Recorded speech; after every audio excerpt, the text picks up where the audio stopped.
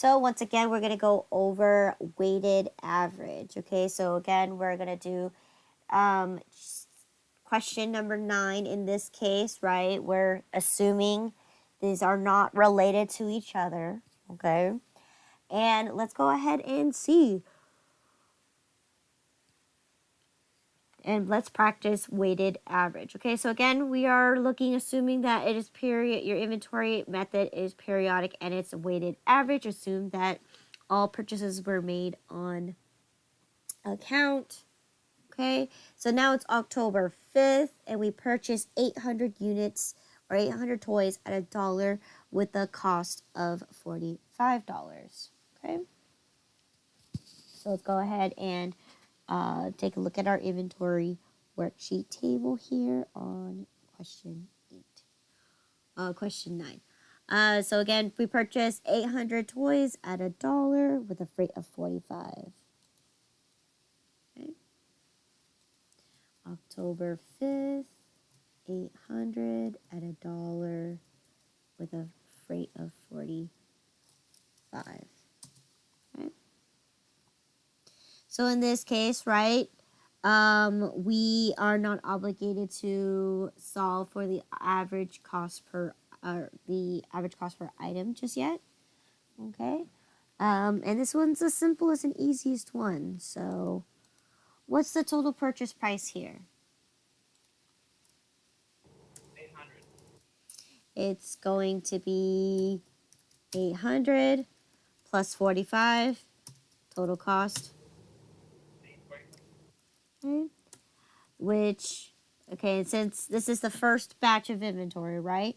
What is my average cost, assuming that you don't have any other inventory?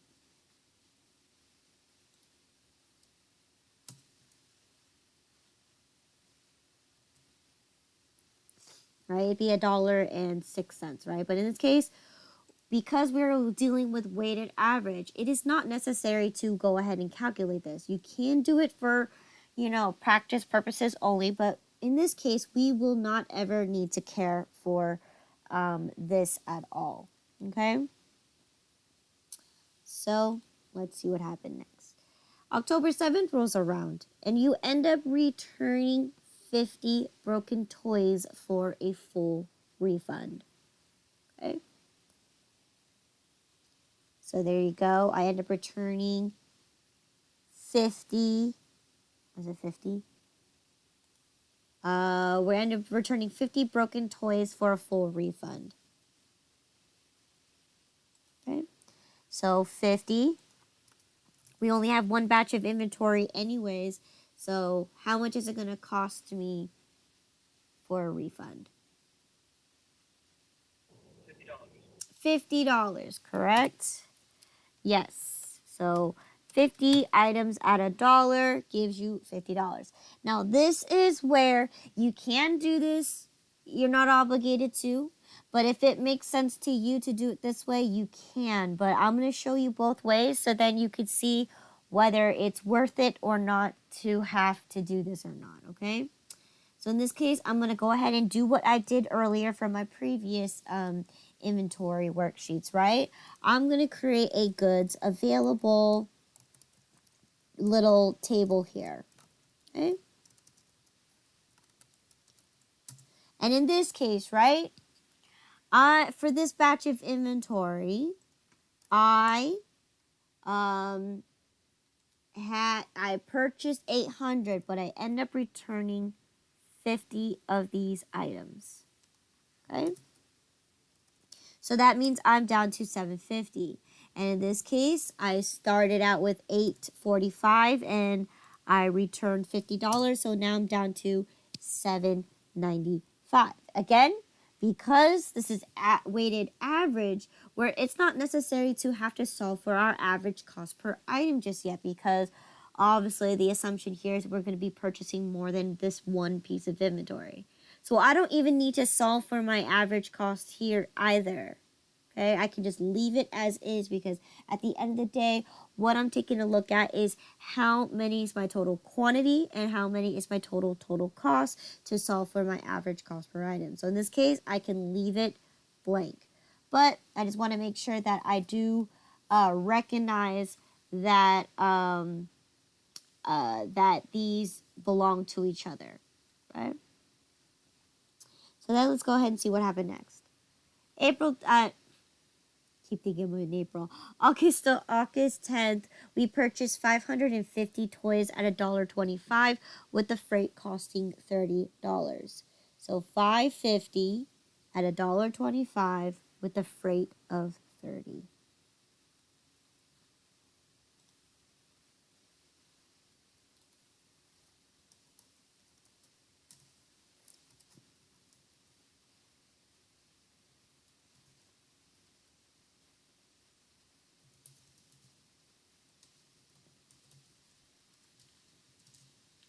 What's my purchase price here?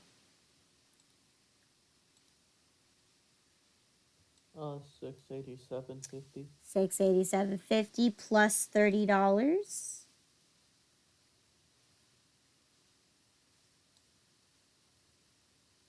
gives me a total cost of Wait.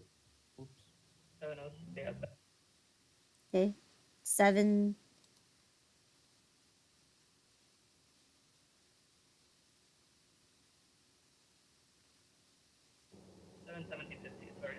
Good. Okay. Again, I don't need to solve for my cost per item. Okay.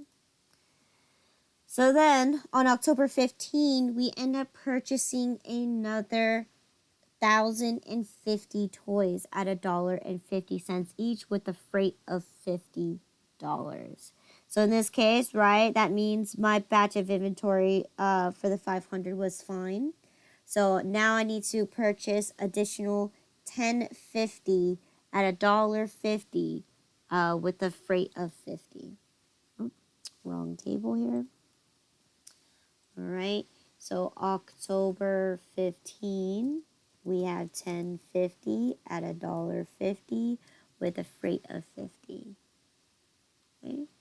So what's my purchase price here?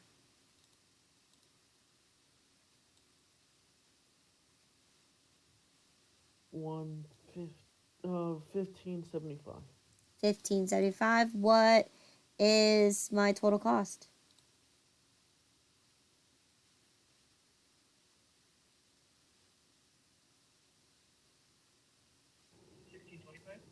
$16.25. Okay, good.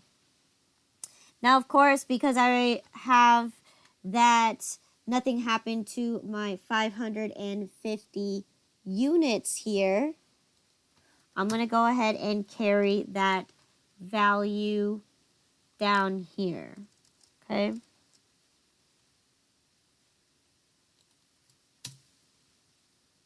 Okay. So then on October 18, we end up returning 150 toys because they were the wrong model. So we were willing to accept a 25% discount because this time this vendor didn't even send me the wrong color. They sent me the wrong toy itself. Okay? They sent me the wrong model, so they're telling me, hey, we'll give you a 25% discount, but you could definitely still sell those 150 toys because even though they're the wrong model, you could still sell them. Okay? So again, here they give you a 25% discount and you are willing to accept it. So,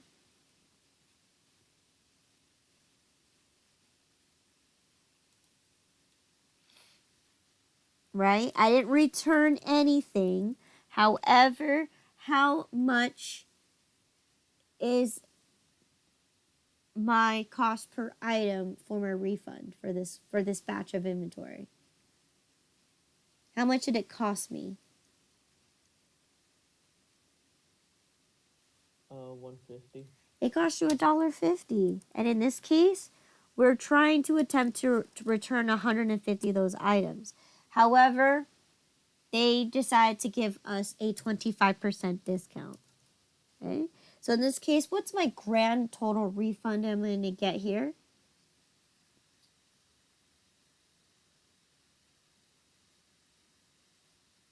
$56.25. $56.25, right? Because we're taking whatever 150 times $1.50 is, right?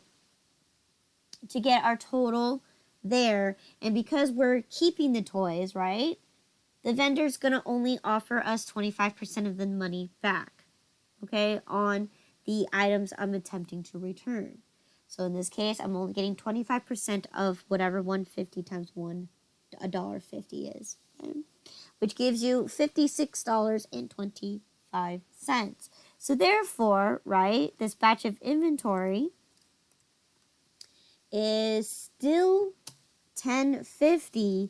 However, the value has changed. Okay, it went from $16.25 with a refund of $56.25 to give you a total amount of $1568.75. Okay. Then on October 20th, we end up purchasing another 300 toys at $1.75 with a freight of 15. So 300 at $1.75 with a freight of 15.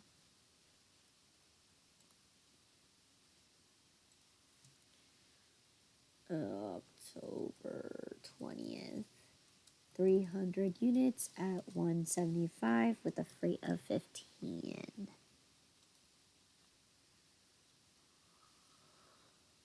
Okay. So, in this case, what's my total purchase price here?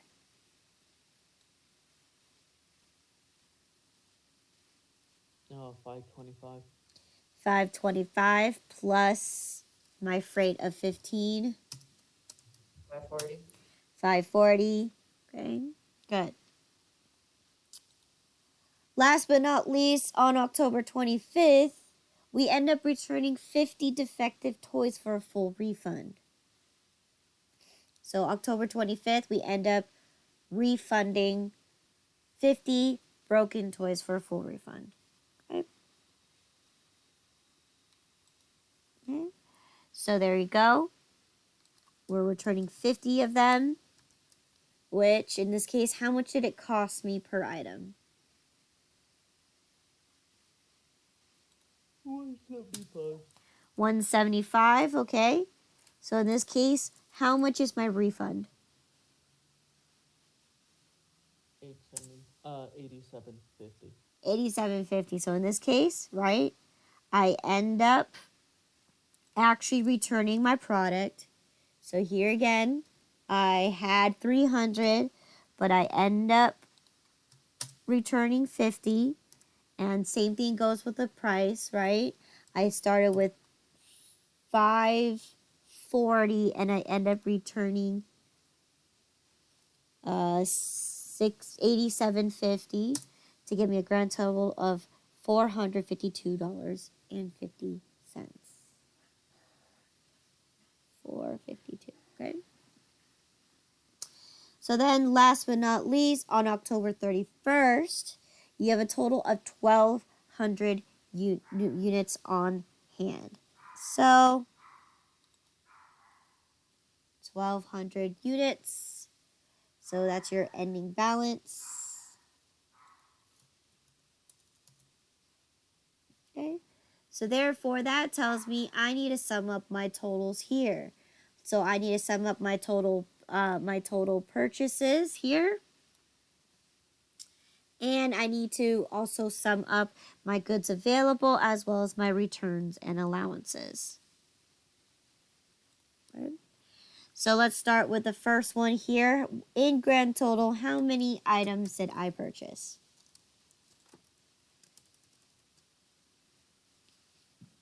2,700. 2,700 units. At what purchase price?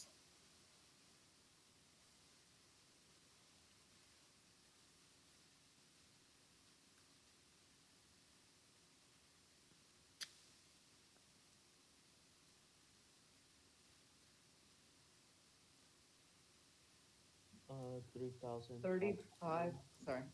That's fine. Oh, 3587.50. Okay. How much was my total freight?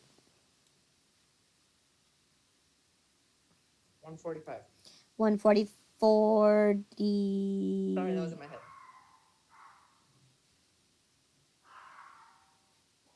Okay. And then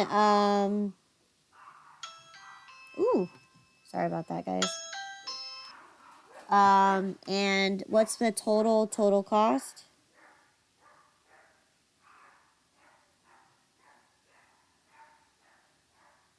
Three 72,750. Okay. And then so good. We have all that. So let's go ahead and do our goods available. What's my sum for my goods available? 2,600. 2,600. Okay. And my total cost for my goods available?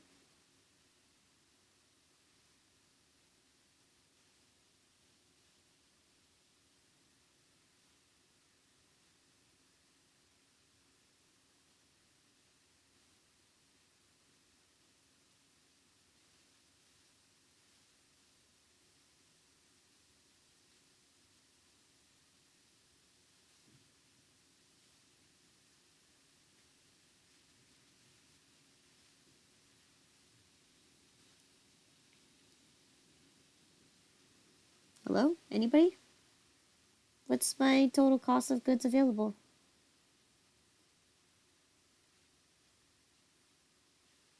Uh, 3,533.75. Good. Okay. What was my total items I returned?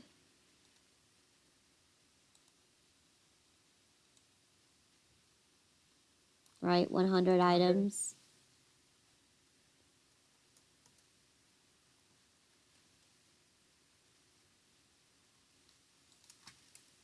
Uh, 193.75. Okay, so 100 items at 193.75. Okay.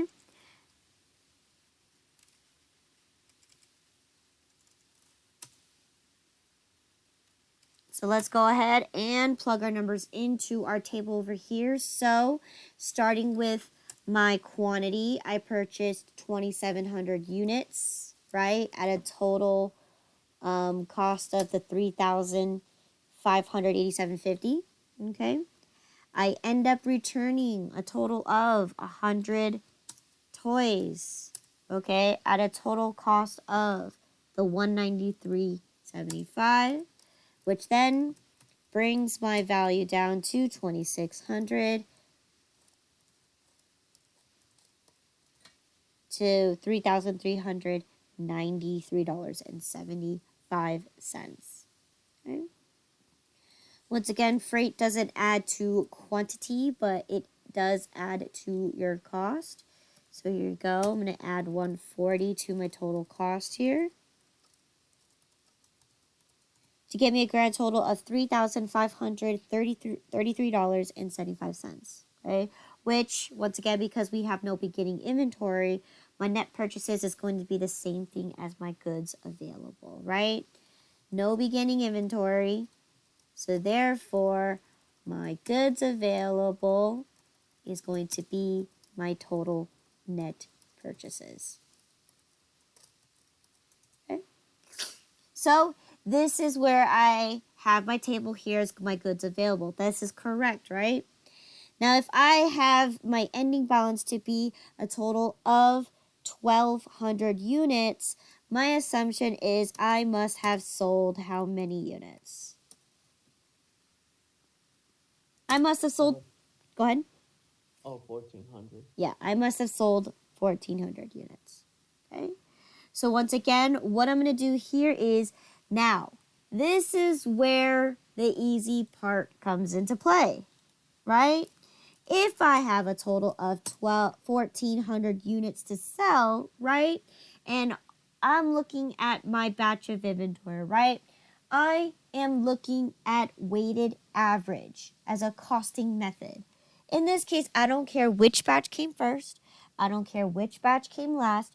All I care about is getting my grand totals together and solving for my average cost per item. So in this case, my goods available right here, I should have 2,600 units at a grand total of $3,533.75.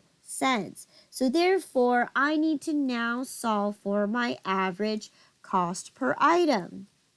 Okay, so in this case, I'm going to take my 3,533.75 divided by my total quantity of 2,600. And what is my average cost per item? 1.359134. Good.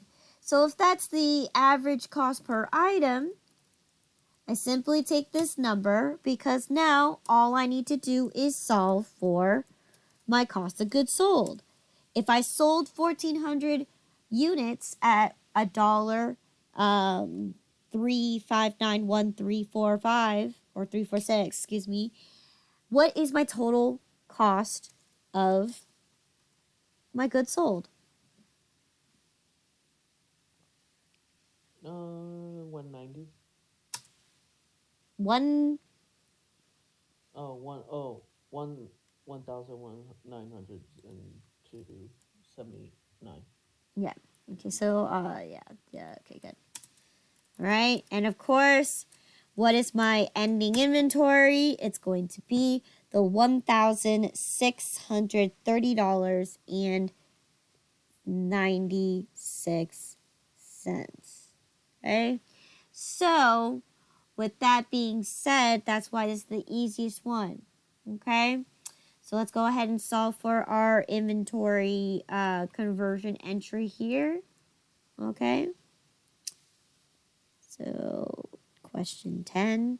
So I should be having, right, the usual for October 31st. Okay. The usual is we have our ending inventory, our cost of goods sold, our purchase expense, purchase, returns, and allowances, purchase expense,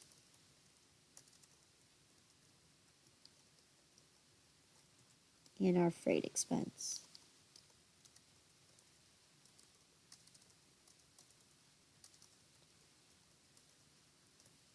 Okay. And we just solve for each one. So what was the total value of my ending inventory?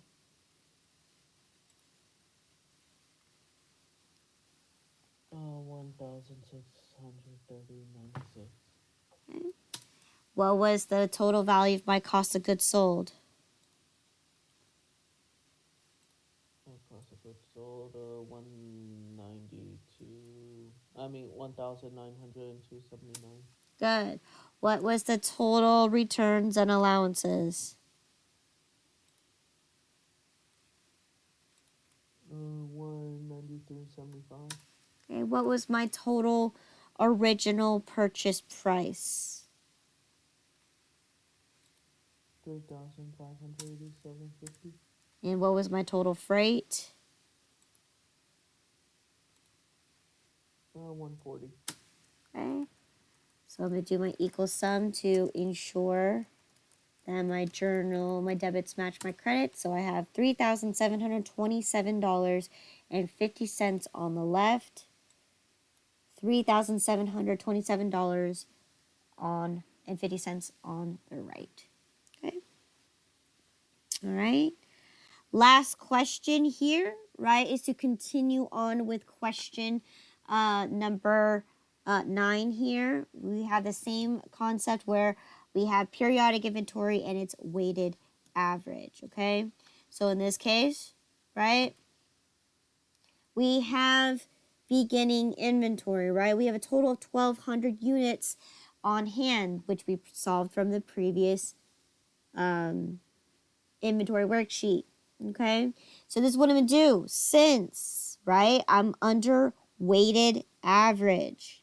Okay, I don't care what came first or what came last. So in this case, I'm going to take a look at my batch of inventory. If I have 1,200 units on hand, and I'm assuming that every single item costs me the same, I'm going to carry over the 1,200 units at the 1630.96 over across into my new inventory worksheet. So here I am, new inventory worksheet, right? I have a total of 1,200 units, and it's going to cost me a grand total of 1630.96. So in this case, that's exactly what I'm going to do here is I'm going to bring it across into my new inventory worksheet exactly how it was said, right? You have 1,200 units in this case because we're using weighted average. We don't care what batch came first. We just care to take the total amount that you had for the previous balance, and you're going to carry this number over. Now, in this case, do you need to solve for the average cost per item? No, because our assumption is we're going to make purchases of new inventory. So there's no purpose or point to have to solve for it, but I'm going to do it for you so then you have a reference point, okay? That you're knowing that this is $1.36, okay? All right, but in this case, we don't care because at the end of the day, we're going to combine it together anyway. And this is where I'm also going to show you that you don't necessarily need to create a goods available table. Because let's watch this, okay? So let's go ahead and go through the scenario. I'm not going to create my goods available table because it's actually unnecessary. You don't really necessarily need to do it because you have all the tools that you need in order to solve for the average cost per item. All right, so let's go ahead and go through the scenario real quick, and then I'll show you how to get the goods available, okay? So here, October 31st, we have a total of 1,200 units on hand, right? Then November 5th, we end up purchasing 600 toys at $1.65 with the freight costing $25. So 600 at $165 with a freight of $25. Okay. So with November 5th, we have 600 at $165 with a freight of $25. So what is my total purchase price here?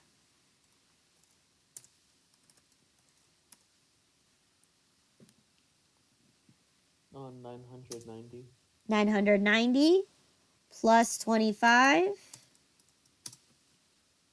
1050. 1015. Okay. So then on October 7, okay, you end up returning 100 broken toys for a full refund. Okay, so you end up returning 100 of those toys for a full refund. Okay.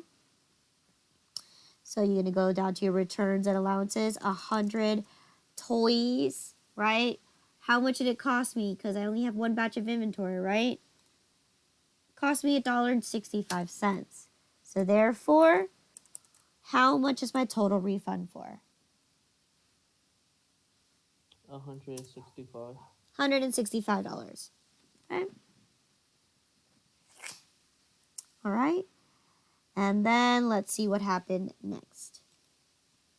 Next, on November 10, we end up purchasing 700 toys at $1.80 with a freight costing $40. So 700 at $180 with a freight of $40.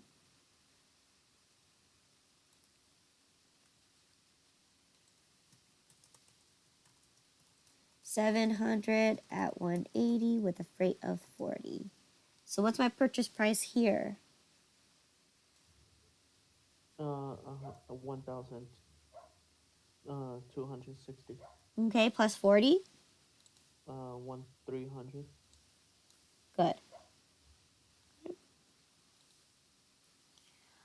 So then on November 20th, we end up purchasing an additional 500 units at $1.85, okay, with the freight costing $25. So another 500, another 500 at $1.85 with a freight of 25.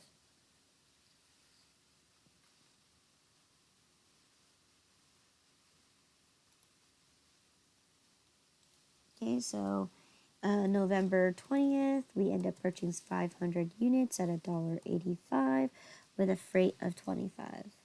Okay, so in this case, what's my total purchase price here? 925. 925 plus 25? 950. 950.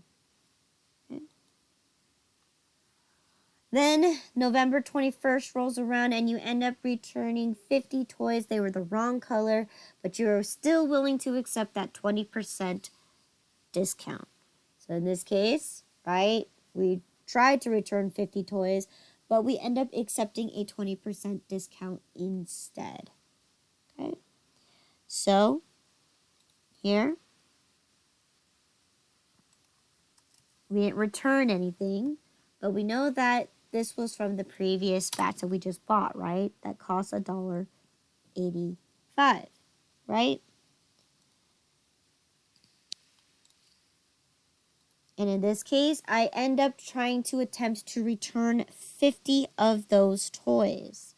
So, what is my total allowances if I attempted to return 50, but I only got a 20% discount? What's my total allowances here? 1850. It gave me $18.50 back. Right. So then on November 25th, we end up purchasing our last 100 toys for $1.75 each with a freight of $5. Okay.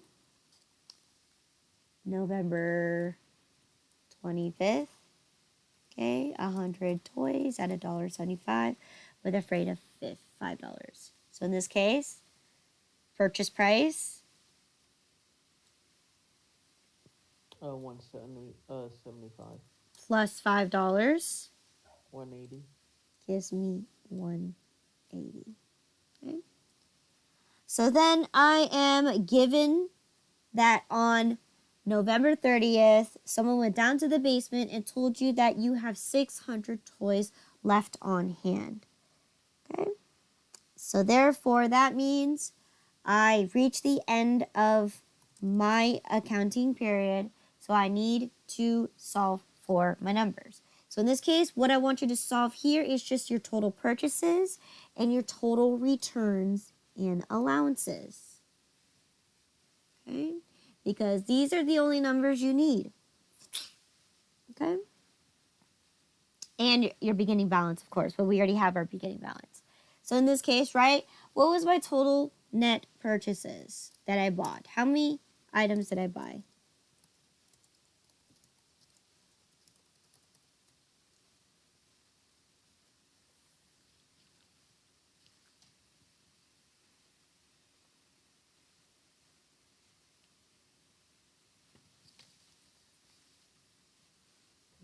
$1,900. Good, 1,900. How much was my total purchase price?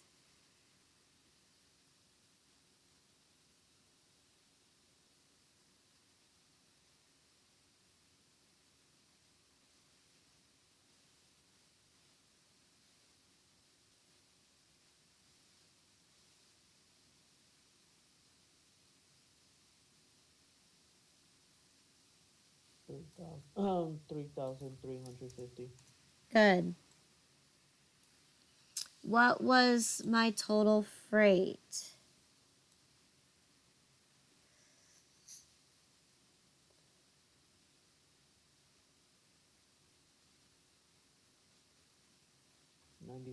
$95. Okay, which brings me my total cost to be $3,445. Okay. What was my total amount of returns? 100. 100 items at a grand total cost of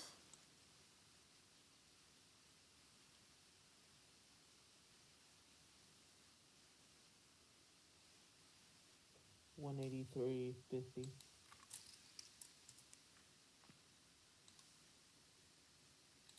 183.50. Okay.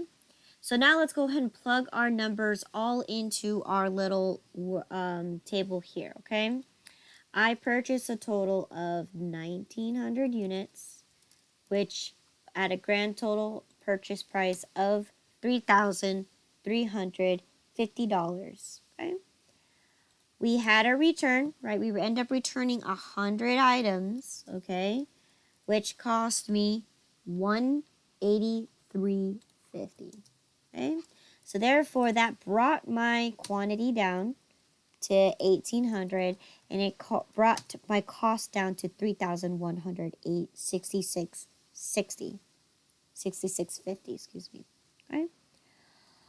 We had some freight of $95, so therefore my total net purchases is going to be 1,800 units at a grand total of $3,261.50. Okay. In this case, we do have beginning inventory, right? We had our 1,200 units at the 1,630.96. And what we're going to do is we're going to combine my net purchases, okay, to give me a total goods available to be 3,000 items at $4,892.46. So this is your goods available. So therefore, you are able to solve for your average cost per item. If I have a total quantity of 3,000 at a total cost of $4,892.46, then my average cost per item is going to be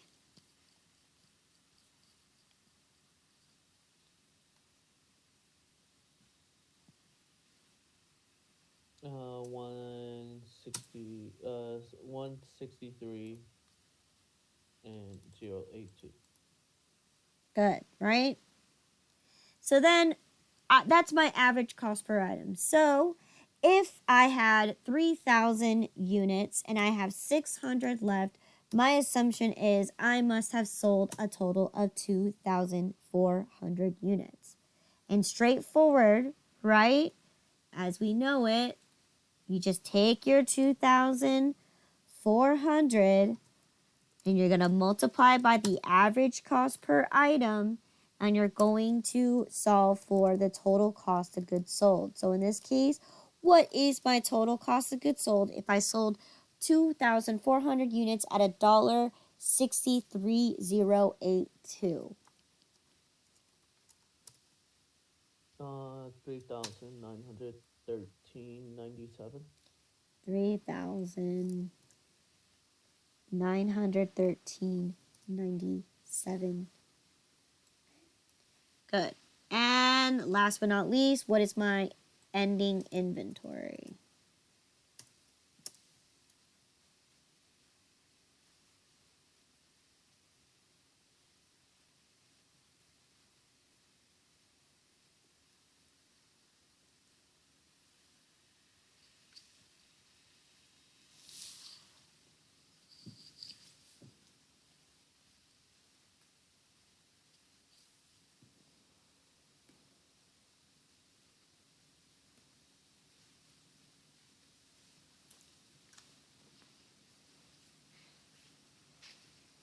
What is the total value of my ending inventory?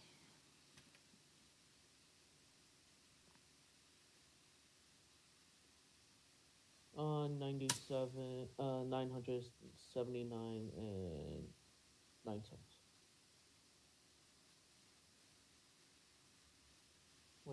Oh. Yeah, that could be your rounding error too. Yeah. I Okay. had to put in the number, and I put the number wrong. Okay. So in this case, right, you should get $978.49. So, weighted average, whether you have purchase returns, allowances, or a beginning balance, any questions on how to solve using this worksheet for weighted average? No. Okay. Right? Straightforward, the easiest type. You don't need to focus on what came first or what came last. All you care about is just bunching them all total up and then solve for the average cost per item, and you would get your answer there. Okay? So let's go ahead and complete the last conversion entry. Okay. I'm just going to go ahead and copy all this because it's the same rinse and repeat. The only thing that's different here is just the numbers that you're plugging in. Okay. So, what was my ending balance in my inventory?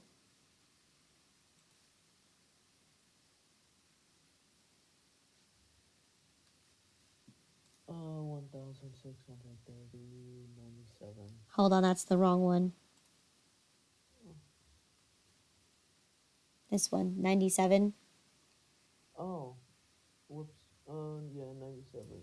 978.49. Okay. What was the total for my cost of goods sold? 3,913.97. Okay. What was the total amount of returns and allowances? 183.50. Okay. What was my total original purchase price? 2,350. What was my total freight? 95. And last but not least, what was my total balance in my beginning inventory? 1,630.97. There you go. So therefore, let me go ahead and put in my equal sum to verify that my debits match my credits. So I got 5,075.96 on the left, 5,075.96 on the right. Okay. Any questions in regards to everything that we learned in chapter 5? Okay, so we got to take a look at FIFO, LIFO, weighted average with both concepts of purchase returns and allowances and beginning inventory. Any questions here? Nah. Okay. For your exam, I will not test you on purchase returns or allowances, especially when you're doing your inventory worksheet, okay? I'm going to keep it really simplified because think about it. I can ask you all three methods, but the time frame that you have to do in order to take the exam, I can only limit you to a 4-hour exam, okay? However, of course, the exam is also going to be untimed, so you can take as long as you need to take the exam. However, the idea is I need to teach you concepts that can fit within 4 hours and test you on it. So in this case, this is for you to know for the future, but it's not something I'm going to test you on. Okay, it's a little confusing. It can be confusing, but in this case, I just want you to test to know if you know what you're doing when it comes to FIFO, LIFO, and weighted average, and if you're able to do it by using the simplified, scenarios where you're making a bunch of purchases, and can you solve for the ending inventory and the cost of goods sold. All right. So again, you have. Okay, so that's it for today. Tomorrow, we're going to go over chapter 6.